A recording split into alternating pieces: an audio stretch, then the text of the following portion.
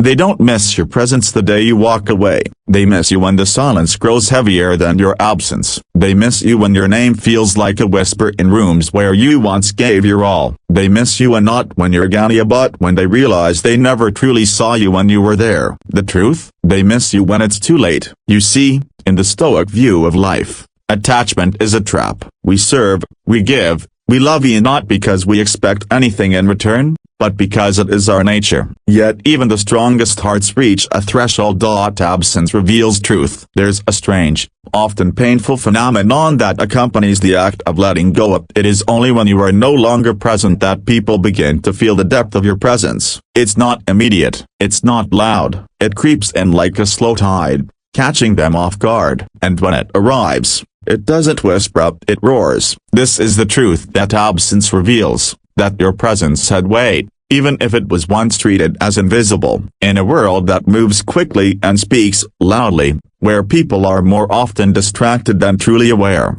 it's easy to be overlooked. You show up every day with quiet consistency. You give, you forgive, you stay, you endure, and for a while, people get used to that. They begin to think your light is permanent, like the sun that rises without fail. But they forget that even the sun can be hidden behind clouds or disappear over the horizon. Stoic wisdom teaches us that everything is transient. People, moments, emotions, and nothing is guaranteed. But when you give too freely without being grounded in that truth, others begin to assume your presence is owed, not offered. And that's where it starts, the slow erosion of appreciation, the gradual fading of gratitude, until one day, they stop noticing altogether. Then you leave, not out of vengeance, but out of exhaustion. You step back not to punish, but to preserve your soul. And suddenly, what was once taken for granted becomes a void. The laughter that used to fill a room is replaced by silence. The messages that once arrived unasked for now echo into emptiness. The small, thoughtful gestures that went unnoticed are suddenly missed with aching clarity. Your absence begins to do what your presence could not. It makes them see. It's easy to admire a flower while it blooms, but it's only when the petals fall that people realize the beauty they had walked past each day. This is the paradox of presence.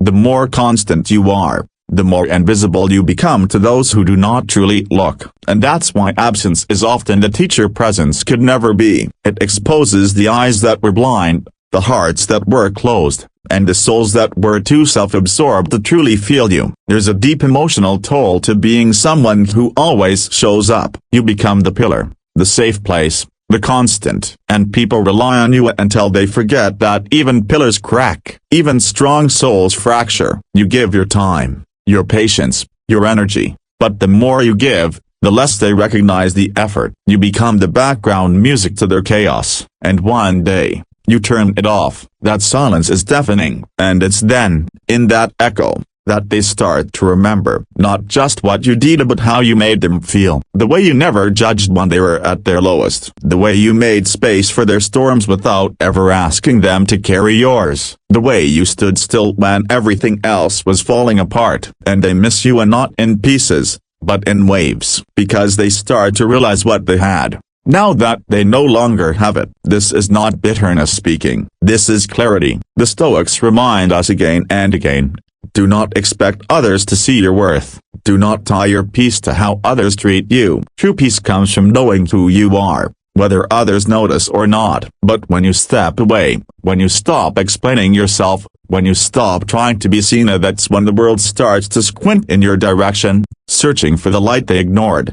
Absence reveals the truth not just about you but about them. It shows who reached out when you went quiet, who asked how you were when you stopped pouring into them, who cared when there was nothing left to take. And the results are often heartbreaking, but they are also liberating, because now you know, now you see with undiluted clarity who was there for the gift of you, and who was only there for what they could extract from you. A soul rooted in Stoic wisdom understands that everything borrowed from the outside world is fleeting. Validation, attention, affection, these can't be relied on. So we give without expectation, we love without dependency, but we also walk away when our peace is compromised. Not loudly, not dramatically, but decisively. And in that walk, we find truth. The people who dismissed your feelings will begin to remember every unspoken sacrifice. The ones who laughed at your silence will find themselves haunted by the memory of your laughter. The ones who thought you'd always stay will look at the empty space you left behind and feel the chill of your absence more than the warmth you once gave.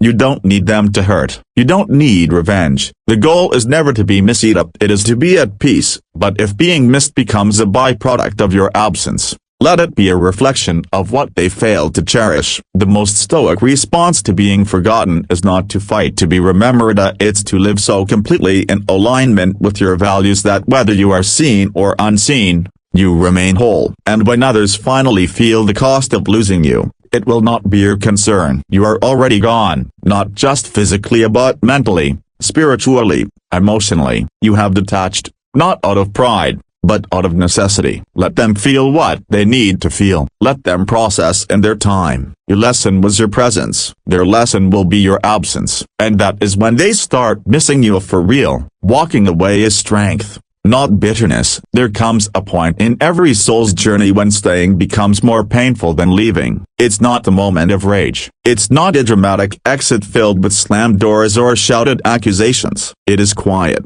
It is composed. It is the kind of decision made not with anger, but with clarity. To walk away, truly walk away, requires a depth of inner strength that few understand until they've had to do it themselves. And this strength, contrary to popular belief, is not rooted in bitterness, it's rooted in peace. Bitterness is reactive. It is the poison that grows when we hold on to pain, when we seek revenge, when we linger in places that hurt us, hoping they'll one day feel what we felt. Strength, on the other hand, is proactive. It is the silent act of self-preservation. It is the stoic act of choosing what aligns with your highest self, even when it's the harder path. Walking away isn't about punishing others it's about protecting your soul. In life, we're taught to endure, to stay, to be loyal. And yes, there is beauty in commitment, in patience, in not giving up too easily. But there is also danger in confusing endurance with self-neglect. There are times when the bravest thing you can do is not hold in awe but to let go. To look at something, or someone, that once meant the world to you, and say with a steady heart, "This no longer serves my peace." That moment is not born of weakness. It is born of strength forged in quiet suffering. Because the decision to walk away rarely comes suddenly, it's preceded by countless moments of internal conflict. It's staying up late hoping for change. It's forgiving again and again, only to be met with the same silence, the same disregard, the same pattern. It's the exhaustion of being the only one holding the thread together. And then one day, something inside you shifts. The weight you've carried for so long becomes too heavy, and not because you've become weaker but because your soul has grown too strong to carry what no longer belongs to it. The Stoics believed in focusing only on what we can control: our thoughts, our actions, our choices. Everything else, your opinions, behavior, recognition, is external, and therefore out of our hands. When you walk away, you are exercising the ultimate Stoic power, the ability to choose your inner world over the chaos of the external. You are saying, "I cannot change how you treat me, but I can change whether I allow it." That shift is powerful, and yet, many will misread your choice. They will call it cold. They will say you're heartless, that you gave up too soon. But they will never see the nights you cried in silence. They will never hear the thoughts that kept you awake. They won't notice the way you treated every single time until there was nothing left to try. Because people don't see your strength until you stop giving it to them. And even then, some will confuse your strength for bitterness. They will assume your silence is resentment, when in fact it is freedom. True strength is not loud. It doesn't seek to prove a point. It doesn't post about the decision. It doesn't need validation. It is simply the act of the choosing yourself without explanation. It is the understanding that you no longer have to be the version of yourself that was required to survive that situation. You can be more now. You can heal. You can begin again. There's a serenity in walking away when the time is right. And make no mistake, it must be the right time. You don't leave because of one misunderstanding, or one mistake. You don't walk away from things that challenge you, or make you grow. No, You walk away when your soul whispers that you've outgrown the space you've been confined to. When your inner voice, small and subtly, starts becoming louder than the noise around you. And when you do walk, there is no need for bitterness, because bitterness keeps you tied to what you left. It keeps your energy connected to the pain. Strength, however, severs that tie. It walks in stillness, in grace. It looks back not with regret, but with gratitude for the lesson. It acknowledges what was, accepts what is, and remains open to what will be. You are not weak for choosing peace over chaos. You are not cruel for choosing solitude over one-sided connection. And you are not bitter for valuing your worth. You are strong because you saw the truth and didn't turn away from it. You are strong because you accepted that some people will never give you what you deserve, and you chose not to wait for them to change. This is not to say that walking away is easy. Far from it. It is one of the hardest things a heart can know, especially a heart that loves deeply. But there is a difference between love and self-sacrifice. Love does not mean tolerating disrespect. It does not mean staying in spaces that deplete you. Real love, both for others and for yourself, it requires boundaries. It requires knowing when to keep giving, and when giving has become self-destruction. There is a sacredness in letting go, in acknowledging that not everything is meant to last forever. The Stoics taught us that impermanence is the nature of all things. Clinging is suffering. Acceptance is peace. When you walk away, you are living that wisdom. You are saying, "This served its purpose. I have learned. I have grown. And now, I move on." And you do so without needing to hurt others, without needing to explain yourself to those who never tried to understand you, without needing closure from people who couldn't even give you honesty. That is where strength lies, in choosing a quiet exit over a dramatic one, in releasing rather than retaliating, in forgiving silently, even when the apology never came. People may never understand why you left. They may never see the strength it took, but that doesn't matter. What matters is that you do, that you honor your inner compass, that you trust yourself enough to walk away from what no longer aligns with your peace, your purpose, your growth. There is dignity in the quiet exit. There is wisdom in not burning bridges, even when others would have set fire to yours. And there is unparalleled strength in choosing to rise above, to let go without resentment, to move forward without carrying the weight of what you left behind. When you walk away in strength and not in anger, you are free. Free to heal, free to rediscover yourself, free to step into a version of you that is not shaped by pain, but by purpose. That is the Stoic way, not to run from hardship, but to know when to release it, not to pretend we're unaffected, but to master ourselves enough to not be ruled by the emotions of the moment. Walking away is not weakness. It is not bitterness. It is not failure. It is clarity. It is courage. It is the quiet declaration that says, "I will no longer betray myself to belong to something that breaks me." And if that's not strength, nothing is. Validation comes from within. In the quiet moments of life, when the world grows silent and the noise of approval fades, we are left with only one voice, our own. That voice, often buried beneath years of doubt, people-pleasing, and societal pressure, is the only one that truly matters. And yet, so many live their lives desperately seeking permission to feel worthy. They chase applause, likes, recognition, and love from people who are often too consumed by their own struggles to truly see them. The truth, though timeless and often difficult to accept, is this: validation comes from within. Until you believe you are enough, nothing external will ever make you feel complete. We are conditioned from childhood to seek approval. Gold stars, grades, compliments, praise. They become the currency of our self-worth. Slowly, almost unknowingly, we begin to attach our value to the opinions of others. We learn to measure our significance by how many people acknowledge us, support us, or choose us. But the Stoics taught something radically different. They taught that our worth is intrinsic. It is not granted by anyone, and therefore, it cannot be taken away by anyone. We are not valuable because others say so. We are valuable because we exist, because we breathe, because we are capable of reason, love, and choice. When your worth is tied to external validation,